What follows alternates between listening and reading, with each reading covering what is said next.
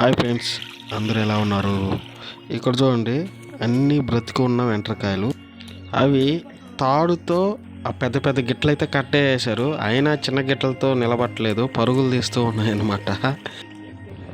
మా పిల్లలు అయితే వాటితో చాలా కుశాలుగా ఆడుకుంటూ ఉన్నారనమాట. కేజీ 400 చెప్పారండి మార్కెట్లో, చేపల మార్కెట్లో తీసుకొచ్చారనమాట. పెద్ద పెద్ద సైజు, ఇంకా పెద్ద ఉంటాయి, కాకపోతే మాకు ఇవి పెద్దవి అన్నమాట. వీటినైతే మా ఊరు సైడు ఎంట్రకాయలు అని పిలుస్తారు. కొంతమంది పీతలు అని కూడా రేర్గా అంటారనమాట. ఎక్కువ ఎంట్రకాయలనే అంటారు. మీ ఊరు సైడ్ ఏమంటారో కామెంట్ చేయండి. ఇవి సీజన్ బట్టే దొరుకుతాయి కదా ఈ ఫుడ్, అందువల్ల మనం ఏ సీజన్ వస్తువులు ఆ సీజన్లోనే రుచి చూసేయాలన్నమాట. సిరీసాకి ఇవి ఎలా క్లీన్ చేయాలో తెలియదు, అందువల్ల మా మామ క్లీన్ చేశాడు. అంటే సిరీసా వాళ్ళ నాన్న, వాళ్ళకి తెలుసు అనమాట ఎలా క్లీన్ చేస్తున్నారో. ఒకసారి చూసేయండి.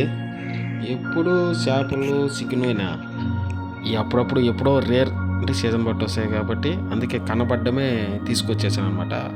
అప్పటికే అవి దొరకలేదు, చాలామంది వాటి కోసం మాకు కావాలన్నారు. తెలిసిన వాళ్ళు ఉంటే వాళ్ళ ద్వారా పట్టుకుని వచ్చేసాను అనమాట. మా మామ అయితే వాటిని చాలా నీట్గా క్లీన్ చేసాడు. చూడండి ఎలా క్లీన్ చేస్తున్నాడో. దాన్ని ఆ వాటర్లో కడుగుతున్నాడు, మళ్ళీ కాసేపు తర్వాత ఈ వాటర్లో కూడా క్లీన్ చేయాడు.